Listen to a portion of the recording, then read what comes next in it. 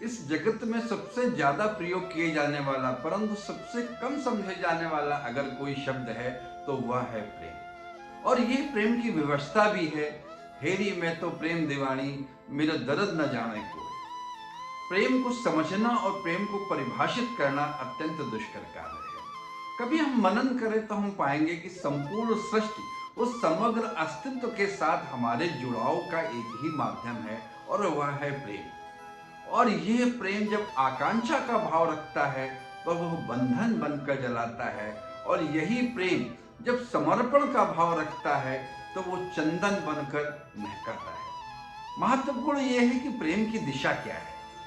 प्रेम जब वस्तुओं से हो तो भौतिकता का जन्म होता है। प्रेम जब कर्तव्यों से हो तो नैतिकता का जन्म होता है। प्रेम जब शरीर से हो तो वासना का जन्म होता है। और प्रेम जब संपूर्ण या समग्र अस्तित्व के साथ हो तो साधना का जन्म होता है। प्रेम हृदय की विशालता का भाव है। प्रेम हृदय की दिव्यता का भाव है। सामान्यतः प्रेम 3 स्तर पर प्रकट होता है। सबसे पहला स्तर है शारीरिक स्तर। इस स्तर पर प्रेम तमस के रूप में याचक के भाव में उपस्थित होता है। यहाँ प्रेम की प्रवृत्ति सिर्फ प्राप्त करने की रहती है। दूसरा स्तर है वो है मानसिक स्तर, जहाँ प्रेम रजस भाव में क्रेता के रूप में उपस्थित होता है। यहाँ प्रेम कीमत का आकलन कर प्रतिफल का आदान प्रदान करना चाहता है। और तीसरा स्तर है आत्मिक स्तर। इस स्तर पर प्रेम सतस भाव में समर्पण के रूप में रहता है।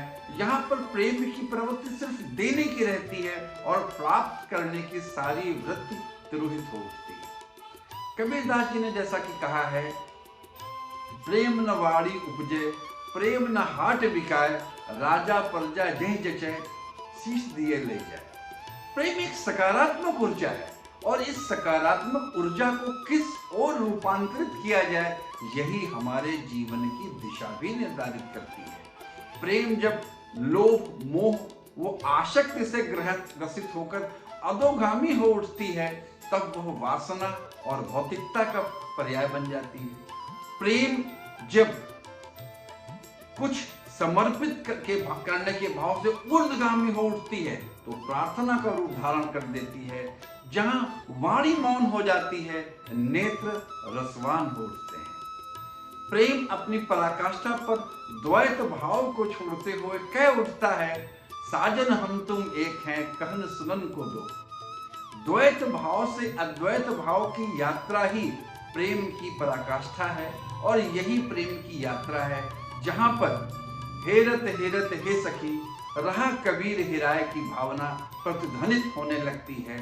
यही प्रेम की परिणति है और यही प्रेम का चरमोत्कर्ष। बहुत बहुत